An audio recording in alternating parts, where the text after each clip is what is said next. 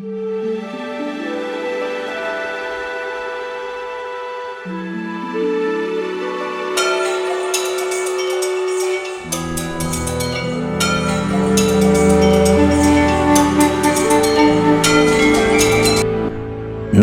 ಸ್ನೇಹಿತರೆ, ಬನ್ನಿ ಇಂದು ವಿಜಯನಗರ ಸಾಮ್ರಾಜ್ಯದ ಅದ್ಭುತ ಇತಿಹಾಸವನ್ನು ತಿಳಿಯೋಣ.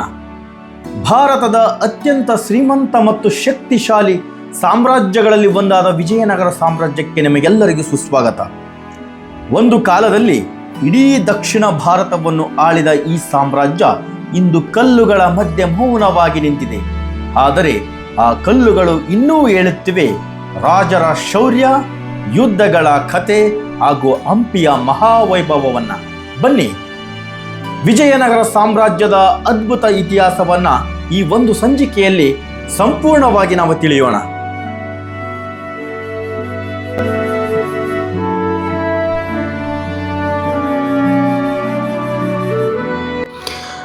ಹದಿಮೂರನೇ ಶತಮಾನದ ಅಂತ್ಯದ ವೇಳೆಗೆ ದಕ್ಷಿಣ ಭಾರತದ ಸ್ಥಳೀಯ ರಾಜರ ಮೇಲೆ ಕೆಲವು ಮನೆತನಗಳು ದಾಳಿಗಳನ್ನು ನಡೆಸುತ್ತಿದ್ದವು. ಅವರ ಆಕ್ರಮಣಗಳನ್ನು ಪ್ರಬಲವಾಗಿ ಎದುರಿಸಲು ವಿಜಯನಗರ ಸಾಮ್ರಾಜ್ಯವು ಸ್ಥಾಪನೆಯಾಯಿತು. ಸಂಗಮ ವಂಶದ ಸಹೋದರರುಗಳಾದ ಹರಿಹರ ಮತ್ತು ಬುಕ್ಕರಾಯ ಕ್ರಿಸ್ತಶಕ 1336ರಿಂದ 1342 ನಡುವೆ ಪ್ರಾರಂಭದಲ್ಲಿ ಆನೆಗುಂದಿಯನ್ನು ರಾಜಧಾನಿಯನ್ನಾಗಿ ಮಾಡಿಕೊಂಡು ನಂತರ ಹಂಪಿಯನ್ನು ರಾಜಧಾನಿಯನ್ನಾಗಿಸಿಕೊಂಡು ವಿಜಯನಗರ ಸಾಮ್ರಾಜ್ಯವನ್ನು ಸ್ಥಾಪಿಸಿದರು. ವಿಜಯನಗರ ರಾಜ್ಯವು ಕಾಲಕ್ರಮದಲ್ಲಿ ಬಲಗೊಂಡು ಸಾಕಷ್ಟು ಸಮಯದವರೆಗೂ ದಕ್ಷಿಣ ಭಾರತದ ಬಹುಭಾಗದವರೆಗೆ ಹಬ್ಬಿತ್ತು. ಅದು ಉತ್ತರದ ಕೃಷ್ಣಾ ನದಿಯವರೆಗೂ, ದಕ್ಷಿಣದಲ್ಲಿ ಹಿಂದೂ ಸಾಗರದವರೆಗೂ ಮತ್ತು ಪೂರ್ವ ಪಶ್ಚಿಮದ ಕಡಲ ತೀರದವರೆಗೂ ಹಬ್ಬಿತ್ತು.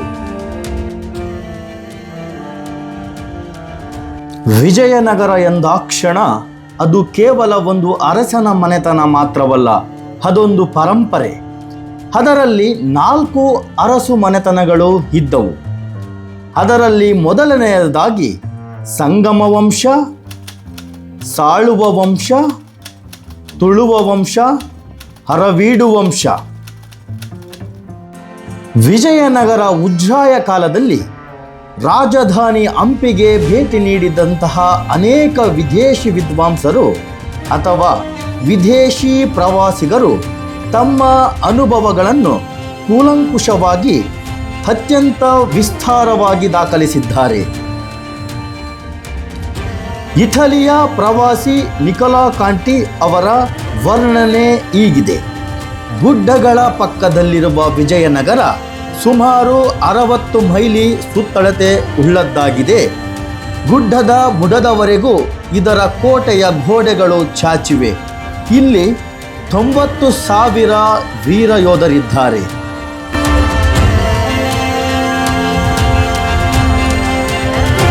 ಹಾಗೆ ಪರ್ಷಿಯಾದ ಪ್ರವಾಸಿ ಅಬ್ದುಲ್ ರಜಾಕ್ ಹೇಳುತ್ತಾನೆ, ಇಡೀ ಪ್ರಪಂಚದಲ್ಲಿಯೇ ಇಂತಹ ಮತ್ತೊಂದು ಪಟ್ಟಣವಿರುವುದನ್ನು ಯಾರು ಕಣ್ಣಿಂದ ನೋಡಿರಲಾರರು, ಕಿವಿಯಿಂದ ಕೇಳಿರಲಾರರು.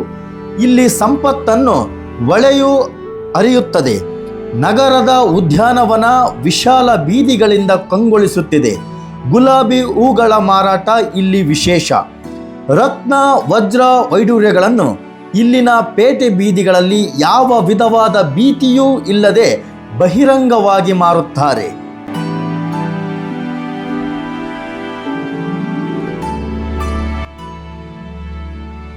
ವರಾಹನ ಅವತಾರದಲ್ಲಿ ಭೂಮಿಯನ್ನು ರಕ್ಷಣೆ ಮಾಡಿದ ಶ್ರೀ ವಿಷ್ಣುವಿನ ರೂಪದ ವರಾಹ ಇವರ ರಾಜ್ಯ ಲಾಂಛನವಾಗಿತ್ತು.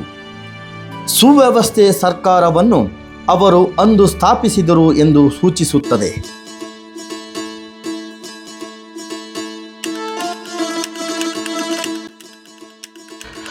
ತುಳುವ ರಾಜವಂಶದ ಶ್ರೀಕೃಷ್ಣ ದೇವರಾಯನನ್ನು ಭಾರತದ ಅತ್ಯಂತ ಮಹಾನ್ ಅರಸರ ಪೈಕಿ ಒಬ್ಬನೆಂದು ಪರಿಗಣಿಸಲಾಗಿದೆ.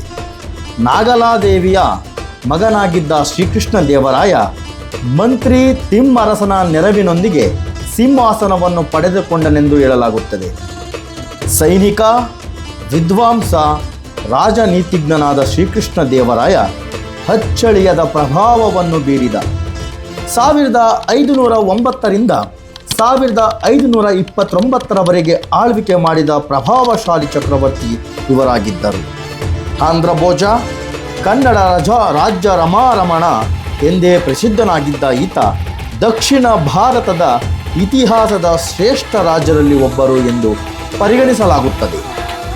ಕವಿ ಅಲ್ಲಸಾನಿ ಪೆದ್ದಣ್ಣ, ನಂದಿ ತಿಮ್ಮಣ್ಣ ಇವರೆಲ್ಲರನ್ನು ಒಳಗೊಂಡಂತೆ ಅಷ್ಟದಿಗ್ಗಜರು ಇದ್ದ 8 ಪ್ರಸಿದ್ಧ ಕವಿಗಳ ಸಾಹಿತ್ಯಿಕ ಕೂಟವು ಅವನ ಭುವನ ವಿಜಯದಲ್ಲಿ ಇತ್ತು. ಶ್ರೀಕೃಷ್ಣ ದೇವರಾಯನು ಕೂಡ ಮಹಾನ್ ವಿದ್ವಾಂಸನಾಗಿದ್ದ. ಆತನ ತೆಲುಗು ಕೃತಿಯಾದ ಆಮುಕ್ತ ಮೌಲ್ಯದ ಆತನ ಪಾಂಡಿತ್ಯಕ್ಕೆ ಸಾಕ್ಷಿಯಾಗಿದೆ. ಸಂಸ್ಕೃತ ನಾಟಕವಾದ ಜಾಂಬವತಿ ಕಲ್ಯಾಣಂ ಅನ್ನು ಶ್ರೀಕೃಷ್ಣ ದೇವರಾಯನು ಬರೆದನು.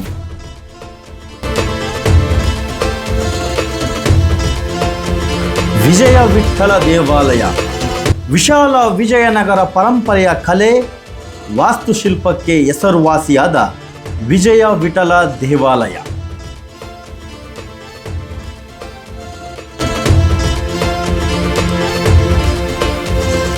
ಇದು ವಿಜಯನಗರ ಸಾಮ್ರಾಜ್ಯದ ಕಲಾತ್ಮಕ ವೈಭವದ ಪ್ರತೀಕವಾಗಿದೆ. ಶ್ರೀಕೃಷ್ಣ ದೇವರಾಯನು ಕ್ರಿಸ್ತಶಕ 1509ರಿಂದ 1529ರವರೆಗೆ ಸಾಕಷ್ಟು ಹೊಸ ಸೇರ್ಪಡೆಯನ್ನು ಈ ದೇವಸ್ಥಾನದ ಆವರಣದಲ್ಲಿ ಮಾಡಿದ.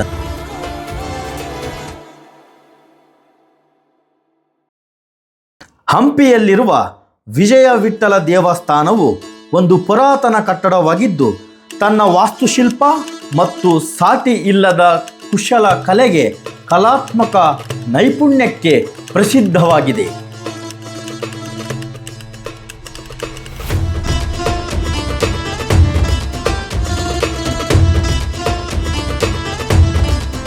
ಈ ದೇವಸ್ಥಾನದ ಆವರಣದಲ್ಲಿರುವ ಸಂಗೀತ ಕಂಬಗಳು ಎಂದೇ ಪ್ರಸಿದ್ಧವಾಗಿರುವಂತಹ ಒಂದು ಆಲಯ ಈ ದೇವಸ್ಥಾನದ ಆವರಣದಲ್ಲಿ ನಾವು ಕಾಣಬಹುದು.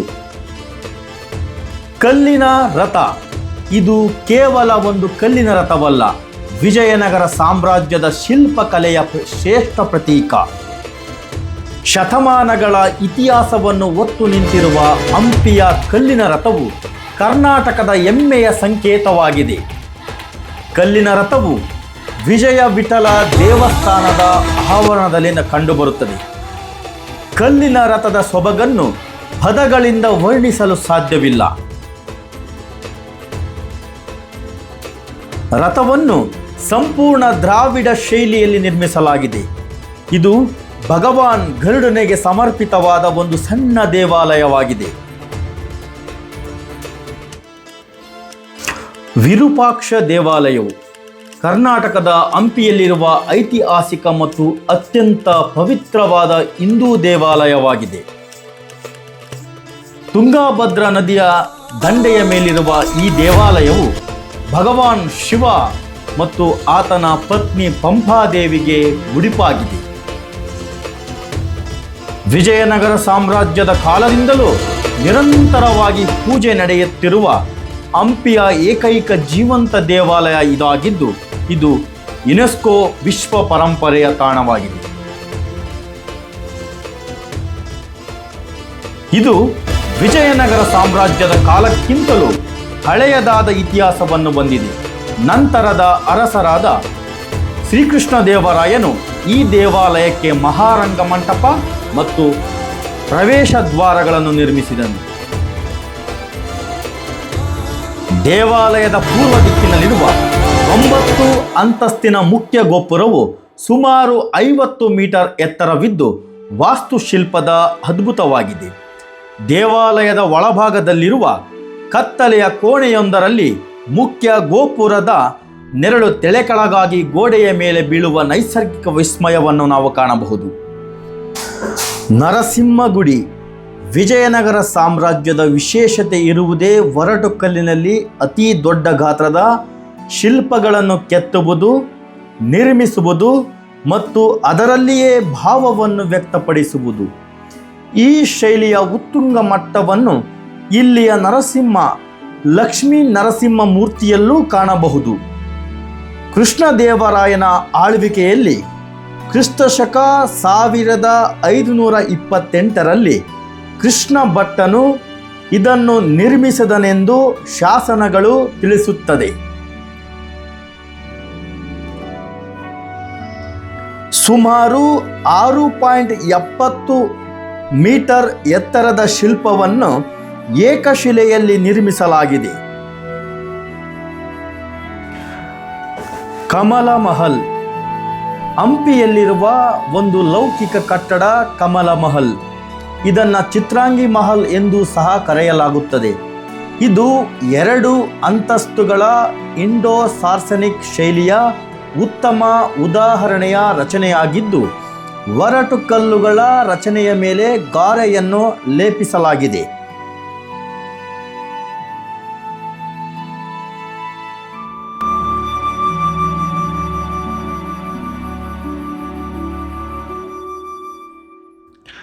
ಮಹಾನವಮಿ ದಿಬ್ಬ ಅಥವಾ ದಸರಾ ದಿಬ್ಬ ವಿಜಯನಗರ ಸಾಮ್ರಾಜ್ಯದ ಅತ್ಯಂತ ಪ್ರಸಿದ್ಧ ಮತ್ತು ಭವ್ಯವಾದ ಐತಿಹಾಸಿಕ ಕಲ್ಲಿನ ವೇದಿಕೆಯಾಗಿದೆ. ವಿಜಯನಗರ ಸಾಮ್ರಾಜ್ಯದ ಶ್ರೇಷ್ಠ ಅರಸರಾದ ಶ್ರೀಕೃಷ್ಣದೇವರಾಯರು 1513ರಲ್ಲಿ ಒರಿಸ್ಸಾದ ಅಥವಾ ಉದಯಗಿರಿಯ ಮೇಲಿನ ಯುದ್ಧದ ವಿಜಯದ ಸ್ಮರಣಾರ್ಥವಾಗಿ ಇದನ್ನು ನಿರ್ಮಿಸಿದರು. ಇಂದು ಮೈಸೂರಿನಲ್ಲಿ ಆಚರಿಸಲಾಗುವ ವಿಶ್ವ ಪ್ರಸಿದ್ಧ ದಸರಾ ಮಹೋತ್ಸವಕ್ಕೆ ಮೂಲ ಪ್ರೇರಣೆ ಈ ಮಹಾನವಮಿ ದಿಬ್ಬ. ವಿಜಯನಗರ ಅರಸರು ನವರಾತ್ರಿ ಮತ್ತು ದಸರಾ ಹಬ್ಬವನ್ನು ಇಲ್ಲಿ ಅತ್ಯಂತ ವಿಜೃಂಭಣೆಯಿಂದ ಆಚರಿಸುತ್ತಿದ್ದರು. ಇದು 3 ಹಂತದ ವ್ಯವಸ್ಥೆಯನ್ನು ಹೊಂದಿದ್ದು ಸುಮಾರು 12 ಮೀಟರ್ ಎತ್ತರಕ್ಕೆ ನಿರ್ಮಿಸಲಾಗಿದೆ. ಅಂಜನಾದ್ರಿ ಪರ್ವತ. ಅಂಜನಾದ್ರಿ ಪರ್ವತವು ಹಿಂದೂ ಧರ್ಮದ ಪವಿತ್ರ ಕ್ಷೇತ್ರ ಹಾಗೂ ಪ್ರಸಿದ್ಧ ಐತಿಹಾಸಿಕ ತಾಣವಾಗಿದೆ. ಇದು ರಾಮಾಯಣದಲ್ಲಿ ಬರುವ ಕಿಷ್ಕಿಂಧೆ ಎಂದು ಗುರುತಿಸಲ್ಪಟ್ಟಿದ್ದು ಶ್ರೀ ಆಂಜನೇಯನ ಜನ್ಮಸ್ಥಳವೆಂದು ನಂಬಲಾಗಿದೆ. ರಾಮಾಯಣದ ಪ್ರಕಾರ ವಾನರ ರಾಜಕೇಸರಿ ಮತ್ತು ಅಂಜನಾ ದೇವಿಯರ ಪುತ್ರನಾಗಿ ಹನುಮಂತನು ಈ ಬೆಟ್ಟದಲ್ಲಿ ಜನಿಸಿದನು ಎಂದು ಪುರಾವೆಗಳು ದೊರಕಿವೆ. ಅಂಜನಾ ದೇವಿಯು ಶಿವನನ್ನು ಕುರಿತು ತಪಸ್ಸು ಮಾಡಿದ ಸ್ಥಳವೆಂದು, ವಾಯುದೇವನ ಅನುಗ್ರಹದಿಂದ ಹನುಮನು ಜನಿಸಿದನೆಂದು ಪುರಾಣಗಳು ಹೇಳುತ್ತವೆ.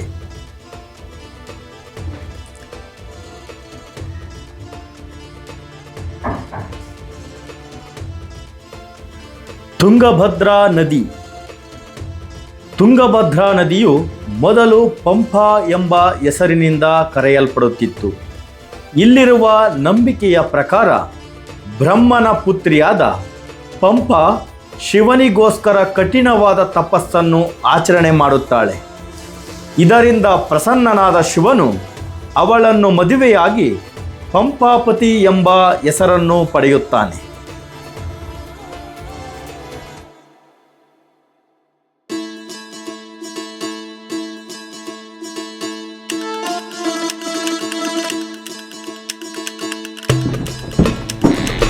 ತಾಳಿಕೋಟೆ.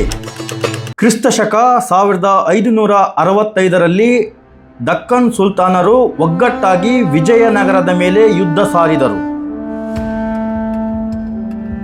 ವಿಜಯನಗರದ ಅಳಿಯ ರಾಮರಾಯನು ತನಗೆ ಸಾಧ್ಯವಾಗುವ ಗರಿಷ್ಠ ಸಂಖ್ಯೆಯ ಸೈನ್ಯವನ್ನು ಸೇರಿಸಿದನು. ತನ್ನ ಸಹೋದರರಾದ ತಿರುಮಲ ಹಾಗೂ ವೆಂಕಟಾದ್ರಿಯ ನೆರವಿನೊಂದಿಗೆ ಸ್ವತಃ ರಾಮರಾಯನೇ ಯುದ್ಧವನ್ನು ನಡೆಸಲು ತೀರ್ಮಾನಿಸಿದನು. 2 ಗ್ರಾಮಗಳಾದ ಈಗಿನ ವಿಜಯಪುರ ಜಿಲ್ಲೆಯ ರಕ್ಕಸಗಿ ಮತ್ತು ತಂಗಡಿಗೆಗಳ ನಡುವೆ ರಕ್ಕಸ ತಂಗಡಿ ಯುದ್ಧ ನಡೆಯಿತು. ಅದನ್ನು ತಾಳಿಕೋಟೆ ಯುದ್ಧವೆಂದು ಪರಿಗಣಿಸಲಾಯಿತು.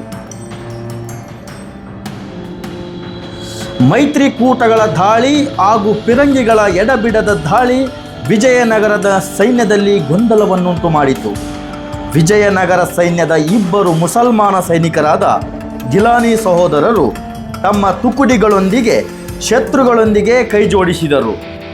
ಎಂದಿಗೂ ಆಶಾವಾದಿಯಾದ ರಾಮರಾಯನು ತುಕಡಿಗಳ ಮಧ್ಯೆ ವೇಗವಾಗಿ ತನ್ನ ಪಲ್ಲಕ್ಕಿಯಲ್ಲಿ ಕುಳಿತು ಚಲಿಸುತ್ತಾ ತನ್ನ ಸೈನಿಕರನ್ನ ಹುರಿದುಂಬಿಸಿದನು. ದುರದೃಷ್ಟವಶಾತ್ ಕೋಪಗೊಂಡಿದ್ದ ಆನೆಯೊಂದು ಎದುರಾದಾಗ ಅವನ ಪಲ್ಲಕ್ಕಿ ಓರುವವರು ತಮ್ಮ ಜೀವಕ್ಕೆ ಹೆದರಿ ಓಡಿ ಹೋದರು. ರಾಮರಾಯನು ಒಂಟಿಯಾದನು. ರಾಮರಾಯನನ್ನು ಸೆರೆ ಹಿಡಿದು ಹುಸೇನ್ ನಿಜಾಮ್ ಶಾಹಿಯನು ಶಿರಚ್ಛೇದ ಮಾಡಿ ಉದ್ದನೆ ಈಟಿಗೆ ತಲೆಯನ್ನು ಸಿಕ್ಕಿಸಿಕೊಂಡು ಯುದ್ಧ ಭೂಮಿಯಲ್ಲಿ ಉದ್ದಟತನ ಮೆರೆದನು.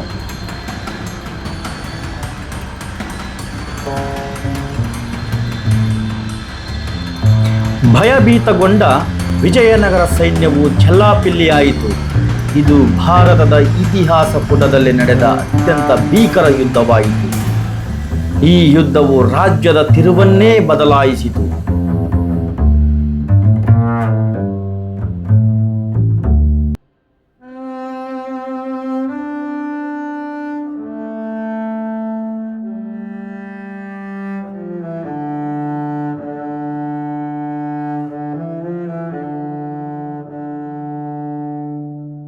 ಇದಾದ ನಂತರ ನಡೆದ ಘಟನೆಗಳನ್ನು ಎ ಫಾರ್ಗೆಟನ್ ಎಂಪೈರ್ ಎಂಬ ಹೆಸರಿನಲ್ಲಿ ರಾಬರ್ಟ್ ಸಿವೆಲ್ ಬರೆದಿದ್ದಾನೆ.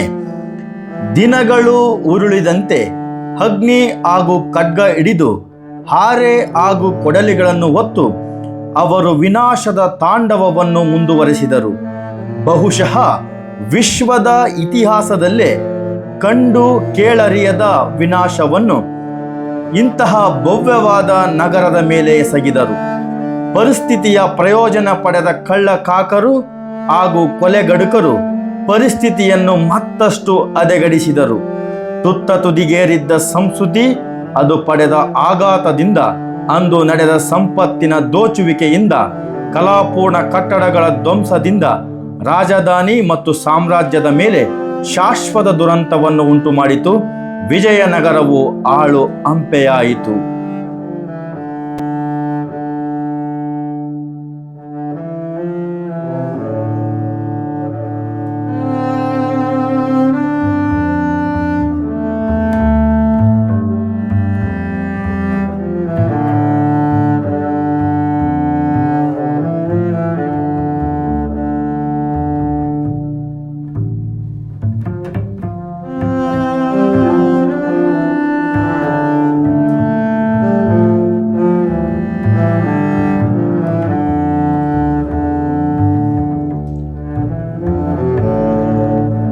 ವಿಜಯನಗರ ರಾಜವಂಶದ 230 ವರ್ಷದ ಆಳ್ವಿಕೆಯು ಕರ್ನಾಟಕ ಮಾತ್ರವಲ್ಲದೆ ದಕ್ಷಿಣ ಭಾರತದ ಇತಿಹಾಸದಲ್ಲಿ ಒಂದು ಪರ್ವವೇ ಆಗಿತ್ತು. ಭಾರತೀಯ ಮೌಲ್ಯಗಳನ್ನು ಉಳಿಸಿ ಸಂರಕ್ಷಿಸುವ ಆಂದೋಲನದ ಸ್ಥೂಲ ಪರಿಣಾಮದ ಫಲವಾಗಿ ಮೂಡಿ ಬಂದ ಸಾಮ್ರಾಜ್ಯವು ದೇಶದ ಸ್ವಾತಂತ್ರ್ಯವನ್ನು ಬಂಧ ಮುಕ್ತವನ್ನಾಗಿಸುವ ತನ್ನ ಗುರಿಯನ್ನು ಯಶಸ್ವಿಯಾಗಿಸಿತು. ಇದನ್ನು ಅಂತಿಮ ಹಿಂದೂ ರಾಜ್ಯವೆಂದು ವಿವರಿಸಲಾಗಿದ್ದರೂ ಈ ಅವಧಿಯು ಪ್ರಾದೇಶಿಕತೆ ಹಾಗೂ ಕೋಮುವಾದದಿಂದ ಮುಕ್ತವಾಗಿತ್ತು. ವಿಜಯನಗರ ಸಾಮ್ರಾಜ್ಯದ ಪರಂಪರೆಯ ಅರಿವು ಅತ್ಯಂತ ಅಮೂಲ್ಯವಾದುದು ಎನ್ನುವುದರಲ್ಲಿ ಸಂದೇಹವಿಲ್ಲ. ಈ ಗತ ಇತಿಹಾಸಕಾರರಿಂದ ಸ್ಫೂರ್ತಿಗೊಂಡು ಇನ್ನು ಭವ್ಯವಾದ ಭವಿಷ್ಯವನ್ನು ನಾವು ನಿರ್ಮಾಣ ಮಾಡಬೇಕಾಗಿದೆ. ಈ ಅರಿವನ್ನು ನಾವು ಬಳಸಿಕೊಳ್ಳಬೇಕು. ಇದೇ ಅತ್ಯುತ್ತಮವಾದ ಮಾರ್ಗ. ಈ ಪ್ರಯತ್ನ ಫಲಪ್ರದವಾಗುವುದೆಂದು, ನವಭಾರತದ ಕಣ್ಣ ಮುಂದೆ ಹೊಸ ನೋಟವೊಂದನ್ನು ತೆರೆಯುವುದೆಂದು ಆಶಿಸೋಣ. ಎಲ್ಲರಿಗೂ ಧನ್ಯವಾದಗಳು.